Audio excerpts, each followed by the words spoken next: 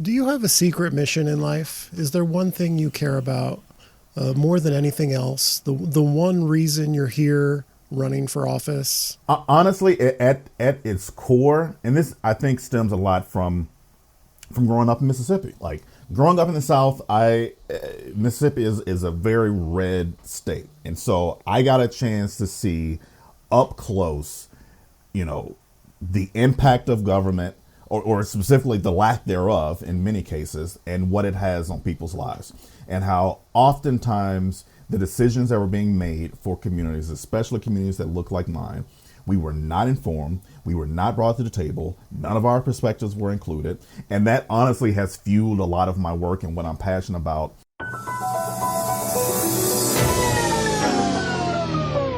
We're rolling! We're rolling! Calling out cat people. This is a real thing. Real thing.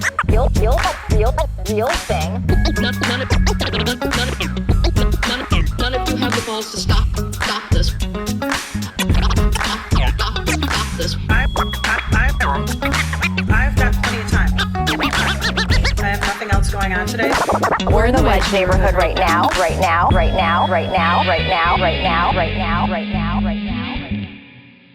It's the Wedge Live podcast. I'm your host, John Edwards. Joining me today is candidate for Ramsey County Board in District 3, which I will try to describe the geography there. It's overlaps with Ward 4, another thing that most people will have no idea of. And 5. And 5. And a little bit of 6 and a little bit of 1. Describe it to a layperson who doesn't know district numbers. Yeah, so District 3 of Ramsey County, it includes a lot of the northern St. Paul portion of the city. So it has Falcon Heights, which is the only municipality outside of St. Paul, and then all the other parts of the district are St. Paul neighborhoods. So I have St. Anthony Park, a bit of Hamlin Midway, Como, the North End, a little bit of Frogtown, and a little bit of Payne Phelan. Okay. I don't know if I said your name. Garrison McMurtrey. You are the candidate in District 3. DFL endorsed. That's right. Okay. Can you speak freely? Because what I notice, I talk to a lot of people who are either running for office or are elected officials, and they don't make great guests. So I'm wondering if you can speak freely here today, like a normal person. Can you leave the talking points behind? That's the goal. That's what I plan to do. Okay. Do you have an opponent? I do. Yeah.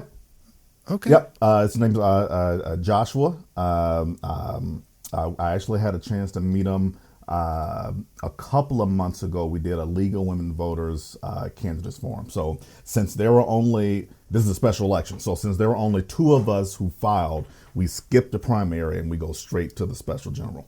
And you have worked for Angie Craig, Amy Klobuchar. Do you have a take on what's happening in the country right now? I was crushed after the election. Yeah. Do you have any hot take on like why this is happening to us again? Yeah.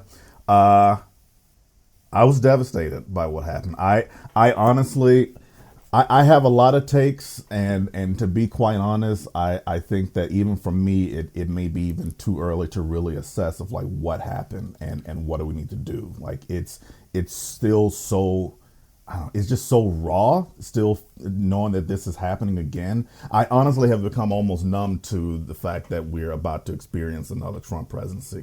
But the piece of it that gets me amped is the prospects of actually being on the county board, because now more than ever, I think that our local governments, city, county, state, they're going to be on the front line of all the stuff that's going to be happening and coming our way through this administration.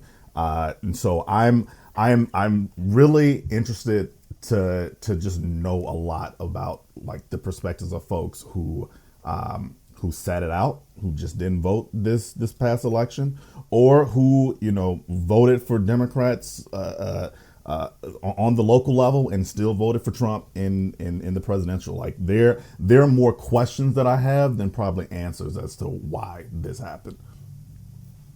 That's a wise way to go. Everyone's inserting their own axes that they were grinding before the election and saying that's why it turned out poorly. I happen to think it's social media. A lot of maybe people are getting a lot of bad information. Yeah. That's part of it. We don't have to go into that. That's a different podcast.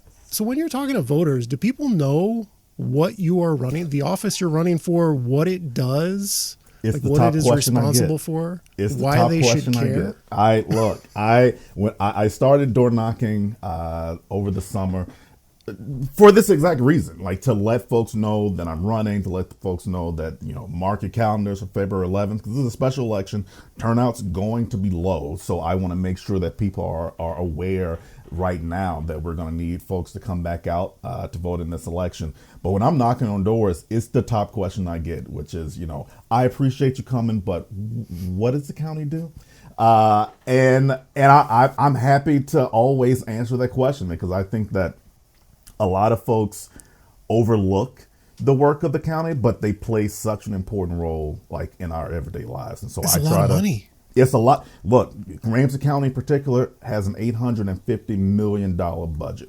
That budget includes a lot of investment in things from small businesses to housing to transportation, on top of like the social services that our county offers, which plays a huge role in what we do at a county and makes up nearly half of our county budget. So we have a direct impact on these policies and the investments that are being, implemented at the county level. But unfortunately, so many folks are not aware of the work of the county. And I think, honestly, that's part of the reason why I want to run is to let folks also in more on the work that we do at the county and the services that we offer and how we can be more of a resource for people throughout the community.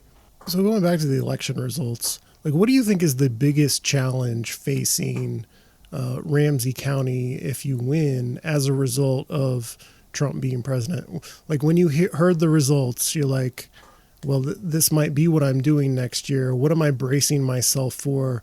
What do I need to respond to like first? What are your top one or two things? I mean, the first thing that came to mind was there goes like federal funding that we rely on as a county. Like it put into question of just how much we'll be able to get.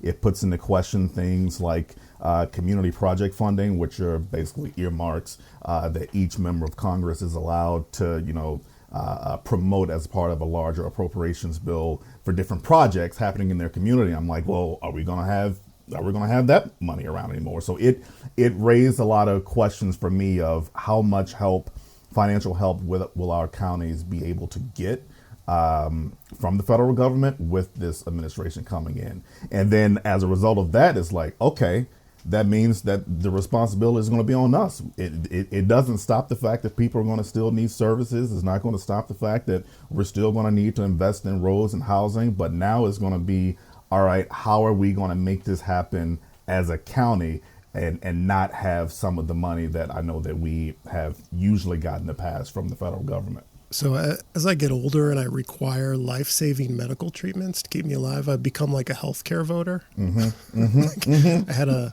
earlier this year, I was hospitalized for a blood clot, and now I'm on medication now, a blood thinner, for basically the rest of my life. So healthcare has become very important to me. And what I'm thinking of is all the health programs. The county spends a lot on healthcare that are just going to be potentially gutted. Hopefully not. What are you thinking about in terms of healthcare, like Medicaid and other things? Yeah, I mean that's going to be important for us as a county. And I know we're already seeing some issues. I don't know if you saw with Ramsey County recently that there's a big backlog of folks getting their medical assistance approved, which is delaying folks getting medication and getting other things they need, and it's because we've seen an influx of folks needing that care and not having enough staff to do it. And so that question still remains of how we're going to go about not only making sure that folks have access to these things, but also that we have enough staff to pay to make sure that we're getting these backlogs all up to date, that we're processing folks so they can get the care that they need. I think the other piece that it's even scarier to me is when it comes to our immigrant communities, because, Ramsey County does have like an immigrant legal defense fund that we're in partnership with the city and another organization. And I'm already starting to wonder, like, we're really going to have to look at how much we're going to need to use this now, because we've had it and haven't had to use it, I don't believe, a whole lot during the Biden years. But with this Trump administration coming in, we got a lot of our immigrant neighbors who are scared about, what potential mass deportation looks like. And so I'm starting to think about that, as well as how, as a county, we can make sure we're showing up and have the resources to help our neighbors. So, if that does come to that, they know that we're there to help. That feels like a logistical nightmare, trying to round up millions of people. And I can't imagine it happening without the cooperation of local law enforcement. I don't know. You're not running for Ramsey County Sheriff, but I am not, and as I have been running, I've been able to also learn more about the ins and outs of just how the county is working. And I know, as a county, of course, we're in charge of approving the sheriff's budget, but don't have much of a role in the day-to-day operations of what the sheriff does. That being said, I still want to make clear that as a county commissioner, when it comes to public safety, like, I want to be having these conversations with the sheriff, so at least he understands where my constituency is coming from, of what our needs are, and really calling out, like, if there are things that I don't agree with, I want to make sure that he's clear of why, and hopefully we'll take those things into consideration as they're like building out the operations behind different aspects of the sheriff's office. So the way I view my county government, the way I feel like it touches me the most, is with streets, because I live not very far from a county road. Most people listening, you live next to or near a horrible, no good, way too fast, super wide, dangerous county road. And you probably don't realize it. You probably think, well, I'll call the mayor or my council member about this, but you should be calling your county commissioner over it. I come to this unprepared because I'm in Hennepin County. I don't know how Ramsey County is doing with their streets. I know Hennepin County has gotten a lot better. We're incorporating bike lanes. We're narrowing streets, installing medians, creating safe crossings for pedestrians. I think I would give Hennepin County most improved award for how they've changed in recent years. How is Ramsey County doing, and what do you want to do if you're elected? Yeah, we're doing that same work over here in my district. One of the county roads and one of the areas that I think is ripe for such an opportunity for more investment is Rice Street. So Rice Street's in the north end of my district, north end neighborhood of my district, and it is a very crucial corridor in St. Paul that we need to see more revitalization and more investment in. And so Ramsey County, a couple of years ago, they did approve a Rice Street revitalization plan, and the bulk of that construction will start next year. And what's going to happen to Rice Street is it's going to go through a 4-to-3 conversion to make sure that we have room for pedestrians, for protected bikes, and for BRT. So the G line, I believe, is what's going to go along Rice Street. And so that's just one area in my district in particular that we're seeing that investment, but it's something that we're seeing across the county, and it's something that we need to be investing in, because we know that having this work done on our infrastructure to make sure that we're providing space, protected bike lanes, that we're making sure that we're making it available for things like bus rapid transit, is not only good for the environment, but it's just great for us to be able to connect our communities. And so when I look at Rice Street, this is going to be great in the long run for the businesses that we know that are along Rice Street, to make sure that folks in the community have access and folks outside the community have access to visiting these communities, so we can really build up our economic development for that part of the city. And so I am all in on seeing us do more of that, and I think that the county has made some significant strides in starting investing more in that type of infrastructure. What do you do when a business owner says these changes? We're losing some parking on the street. It's going to put me out of business. These complaints are usually not based on data. It's about feeling, is how I interpret it here in my part of Minneapolis with Hennepin County. But how do you deal with the complaints from business owners? Yeah, I mean, I was just this past week at the Rice Larpenteur Alliance, their annual lunch and learn that they do, and they were along at one of the newest local businesses along Rice Street, and that was one of the concerns that one of the business owners brought up, and my response to him is that, you know, I completely hear I hear his perception and his understanding and experience. And what I think is important for us as a county board to do is just make sure that we're in steady communication with our business leaders, that the business owners understand, if there's construction that's going to be happening, if there's delays, make sure that they're in the loop. I think that's the main piece that, at least from those small business owners that I was talking to, that they were missing. They just want to make sure that they are understanding of like what's happening, and that we're steadily in communication with them. One of the things that I want to do,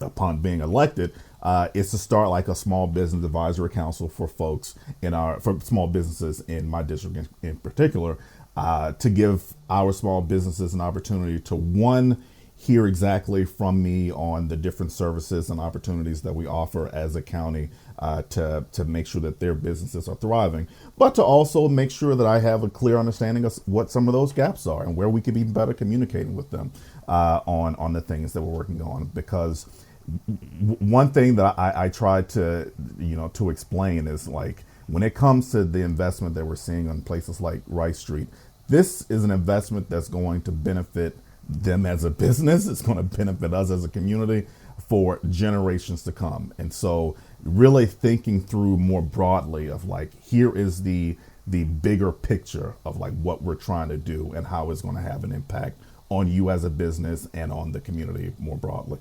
Do I understand correctly that you came here for college? I did. Is that right? Yeah. I came here to go to the Humphrey School to get my master's.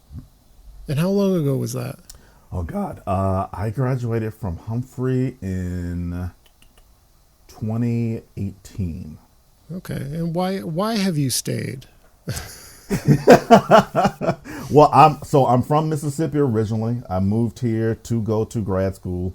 I stayed for a couple of reasons. One, I really enjoyed the work that I was doing at the time that I was in grad school. I was in Senator Klobuchar's office at the time, and I was like given an opportunity to fuse two worlds that I love. I got to be doing community engagement, and I got to do some policy stuff, and I just really loved that work.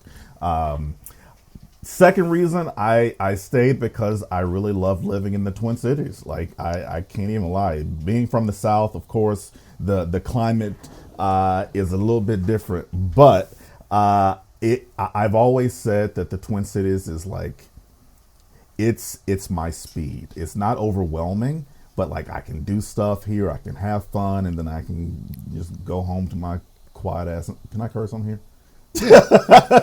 Go home to your quiet ass. To my quiet ass neighborhood and chill. So that was the other reason. And then, I met my wife, and she's from here. She's from Roseville.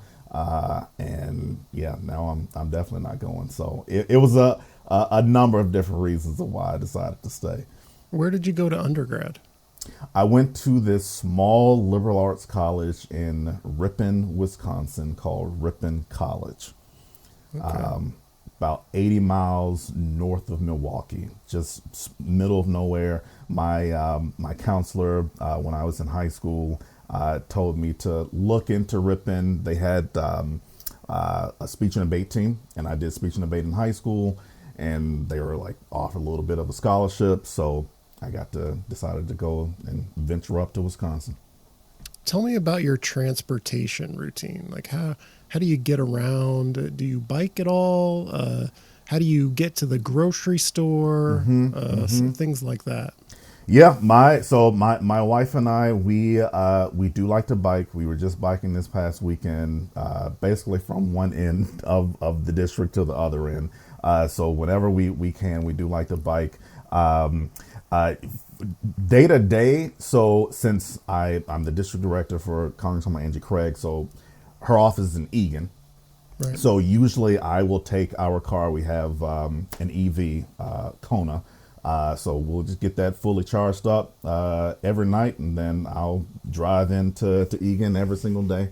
And then outside of there, for like big events, special events, especially with where we live in Como, we're along, a pretty great transit corridor. We have the A line, we have the Green Line, we have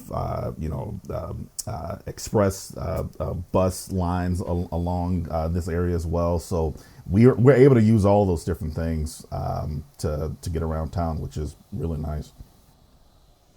Thank you for answering all of my bio questions. I'm trying to get to know you. So is the Kimball Court building that's been in the news, is that in your district? It is 3? in my district. Yep. So it kind of, there was confusion for me as well, because literally right across the street is Commissioner Moran's district, but Kimball Court is going to be in my district. So I was looking that up because I think that's in Ward 4, so maybe it's also in District 3. Yep. And the only thing I found right before coming on to talk with you was this my villager thing. So I keep that in mind. I think that has a weird angle. I think I've heard Bill Lindeke refer to the villager for years, but they were at a community meeting, and so the neighborhood has had problems with drug dealing, drug use, loitering, trespassing, theft, trash and used syringes, public urination and defecation. And so I don't know, I don't live there, I'm not in St. Paul, and I don't know how much to attribute to this one building in particular. I think a lot of times people fixate on a thing and blame that one thing. Mm-hmm. But what is your take there? Like what should local government be doing to help the neighbors there deal with that problem? Yeah, no, and I was actually at the Kimball Court Town Hall that happened, I believe it was 2 weeks ago, where there was a panel of all of the different players, whether it was St. Paul PD, Council President Jalali, Commissioner Moran, folks who were helping with different nonprofits who are like the Ujamba Place, who does a lot of work with specifically Black men and helping them with different challenges. But all those different stakeholders were there to talk specifically about Kimball Court. What's happening at Kimball Court, I think, speaks to a larger issue that we're having along Snelling. And I think that there is a lot of work that we have to do. And I was happy to really hear directly from a lot of the constituents and residents along that corridor who have been having issues. But at the end of the day, I think we have to kind of zoom out and remember the importance of Kimball Court. Kimball Court is supportive housing. It's transitional housing meant to help people, whether it's, try to, get better job opportunities or help with, in chemical dependency. Like there are folks who are having a tough time, and I'm fully in support of like having this type of housing here. It's important for us to have it.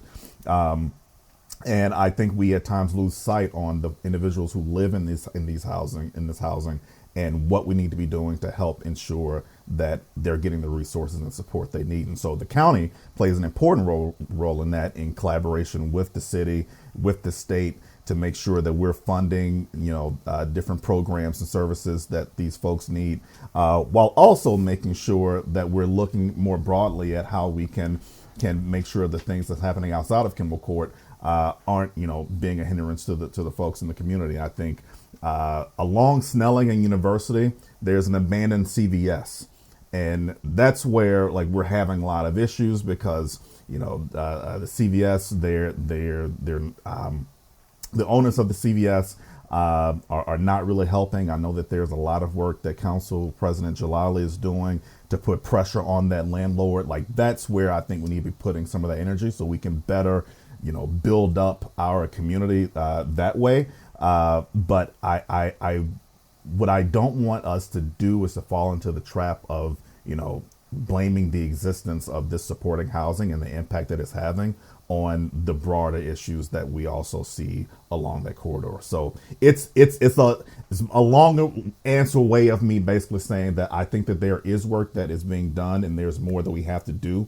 And I'm definitely committed, once elected, to working with our city leaders, our law enforcement, our different nonprofit groups who are putting in the work now to make sure that people along this stretch of Snelling is getting the resources that they need, and that our residents are feeling safe as well. Yeah, I went to a community meeting about a shooting that happened in the Longfellow neighborhood here in Minneapolis, and it was at an encampment. So some people were shot and killed at an encampment, and it kind of devolved into some of the neighbors blaming supportive housing that had opened up in the neighborhood recently. And so it's a weird dynamic where you blame the thing that is providing people with shelter for something that happened at an encampment, which is caused by a lack of shelter. And it made me think. I feel, the answer isn't, and we even heard this from the police who were on the panel. We can't arrest ourselves out of this problem. We can't just kick these people out on the street, because that's not going to help the situation at all either. Like, we need to have supportive housing like this, because I believe it does play an important role in improving people's lives and helping them on a different path to better their situation and to better the challenges that they're currently facing. So we've struggled with encampments in Minneapolis. I don't know what the status of things in St. Paul is. I have the sense things are better there. Maybe you're not a student of Minneapolis and Hennepin County, but do you have any ideas for why Minneapolis is struggling so badly? To your point, I am not as thorough of a student. I dabble into what y'all do over there in Minneapolis. Okay. Tell us how bad we are. Tell us how we're failing. That's what I'm looking for. I'm looking for answers from St. Paul. I have been impressed, though, of there have been a number of encampments that have come up here in St. Paul, and I think that the mayor's office in particular, and in coordination with city council, have done a really good job at making sure that the situation with the encampments are addressed in a humane manner, that they are bringing in different stakeholders who we know have worked directly with folks who are unhoused. It was done in a manner that I think really convened a number of important folks to ensure that we were going about this in a way that was safe, that was fair, and that really was listening to the needs of the folks who were trying to be helped. So, I can't speak to all of the things in Minneapolis and Hennepin County, but I do know it at least from what I have seen and read here in St. Paul, that our approach has been somewhat successful. Another thing about your bio, you were on the planning commission in St. Paul, right? I was during the COVID years. And so you talk about being for development and not displacement. What does that mean to you, being for development but not displacement? Yeah. I feel that when we look at so many areas in our community that we know have not been invested in, the folks who live in those communities are not trying to prevent that development from happening. They want to see that development in their communities. What they don't want is for us to just bring in just anybody who isn't willing to also invest back into the neighborhood to ensure that people aren't being priced out and forced to move out of their communities. One example, when I was on the planning commission, was a development that was right next to the Wilder Foundation, and the developer who wanted to come in. The focus was just a little bit, not as much on the affordable housing that we need, especially along that main transit corridor of Snelling. And so it was, something that I voted against because I didn't feel like it was really providing the development that we needed. And there was risk and a lot of fear from folks who lived in the community that they were going to get priced out by bringing this market rate only apartments to this particular area. And so that's what I mean by that, is that I want to see us develop our communities. I want to see us invest, especially in these underutilized areas of our community, to make sure they're getting the resources that they need, but doing it with their input in mind, and making sure that whoever we have coming in, that they are also going to be investing back in our community and not, running up prices and causing folks to have to leave. Did anything else ever get proposed for that? Is that still like a vacant lot next to the... There is an apartment building that is being built there. I have been off the planning commission for a minute, so I'm not sure of what the final breakdown of how much is affordable versus how much is market rate, but there is an apartment building that's being built. So another thing that we talk about St. Paul a lot here in Minneapolis, it's for your rent control. And it's often talked about in a derogatory way. Like, I think there was an article recently, I saw people linking to it. Like, Minneapolis is developing X thousand number of units, and St. Paul has only approved a few hundred. And a lot of times, so we've had rent control discussions here in Minneapolis, and the argument against it is, look at St. Paul. They did the wrong thing there. They have cratered new development, and rents are going up faster in St. Paul than in Minneapolis. I know you're running for county board, and that rent control is a city thing, but do you think rent control in St. Paul has harmed development, been harmful overall for the housing market there? I honestly feel that the issues when it comes to the housing stock was happening well before the rent control ordinance was even passed here.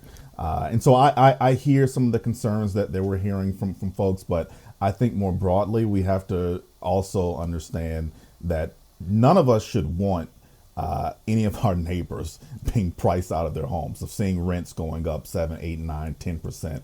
And then they have to find some other place to live. We're already in a 15,000 deficit of deeply affordable housing in Ramsey County. And so I think that I'm encouraged by the conversations that we're hearing from the mayor's office and from city council on how improvements can be made to the rent control ordinance. But I also think that it plays an important role in ensuring that people are getting a chance to stay in their homes and are not being priced out of their apartments and their neighborhoods. You talk about on your website zoning reforms that you want to see. And so give it to me, former member of the St. Paul Planning Commission, what you would like to see communities in Ramsey County doing with regard to their zoning codes. Yeah. And this is something, of course, we'd have to work in collaboration with the city council on. But I'm thinking in particular of some of our main corridors, Rice Street, along Larpenteur. These are important transit corridors that I think that we can be investing in more housing to be along these corridors. And so I would want to see some upzoning happening and would want to work closely with city council to see upzoning happening so we can have, more, not only market rate, but also invest in deeply affordable housing along these corridors. And so that's the one piece is I'd love to see more upzoning there. I'd love to see opportunities for more duplexes and triplexes and really help address the housing shortage that we know we're seeing in Ramsey County. Do you have any other housing policies you like to see, renter protection stuff? Yeah, I mean, as a county, I know that we offer services to ensure that folks are, renters in particular, are aware of their rights and making sure that we're holding landlords accountable. Of course, once I am elected, I want to focus more on what are some of those gaps that we're seeing. And so I do want to see us holding, landlords more accountable and making sure that we're doing whatever we can as a county to make sure that residents know of what their rights are as renters, and that they're feeling protected and aware of what they can and cannot do. So yeah, I'm still learning more of some of the specifics of what we can do as a county when it comes to those things, but it is an area that I want to dive into upon being elected. Do you have a secret mission in life? Is there one thing you care about more than anything else? The one reason you're here running for office? Like what is the private reason that you can't tell anyone, but you're willing to tell me that you're here? Yeah, I'm definitely just going to tell you it. No. I mean, honestly, at its core, and this I think stems a lot from growing up in Mississippi. Like growing up in the South, Mississippi is a very red state, and so I got a chance to see up close, the impact of government. Or specifically the lack thereof in many cases, and what it has on people's lives, and how oftentimes the decisions that were being made for communities, especially communities that look like mine, we were not informed, we were not brought to the table, none of our perspectives were included, and that honestly has fueled a lot of my work and what I'm passionate about and the work that I've been doing over the course of my career. Like stakeholder engagement work for me is really about uplifting those voices of folks who we know are oftentimes not at the table. And so that's my mission. Like, I want to make sure that people who are going to be directly impacted by the things that we do as government, that they are included in those conversations, that we understand the nuance of what they're going through, that we're understanding that, certain groups are not a monolith, and we're going to have to bring in this different perspective of all folks from those groups. Like, that's what really fuels me, and why I want to do this work is because I want to amplify those voices, and I think too often we are not, and that's something that I hope to change once joining the board. Do you have any recommendations? We're at the end, and this is where you tell us about a fun thing you do, maybe a hobby you have, something you're into entertainment-wise. Like, what can you recommend for other people to take up? Yes. Oh, gosh. There's so many different things. So my wife and I, we are big RuPaul's Drag Race fans, and so we are excited about when the next season, hopefully, will premiere for next year. That is our comfort. We watch RuPaul's Drag Race, and it's just the most fun. We also love to go and eat out, like probably more than we should. So for those listening and who are going to make their way to beautiful St. Paul, number one, I say we welcome you. We want you here. And two, like some of the places that we love to go and eat, like Estelle is an amazing restaurant that we go to. Gus is another restaurant we love. Some locally owned coffee shops like Abogados that's in my district is, I believe, the first Latino owned coffee shop in the state. They are amazing. So like we love to go and support our local small businesses, especially our restaurants and coffee shops. So come to St. Paul. Okay, a nice recommendation for St. Paul there. I don't get there enough. Well, thank you, Garrison McMurtrey, candidate for District 3 for the Ramsey County Board. It's a pleasure to meet you. Absolutely, same. I appreciate you having me on. And just a reminder for folks who live in District 3, the special election is February 11th, so we need you to go back out and vote. Get out there and vote again. I know you're tired of voting. More elections are happening. That's right. Okay.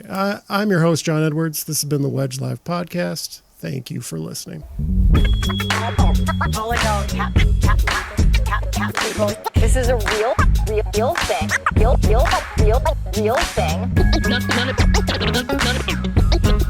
None of you have the balls to stop this. Stop this. I've got plenty of time. I have nothing else going on today? We're in the Wedge neighborhood right now, right now, right now, right now, right now, right now, right now, right now, right now.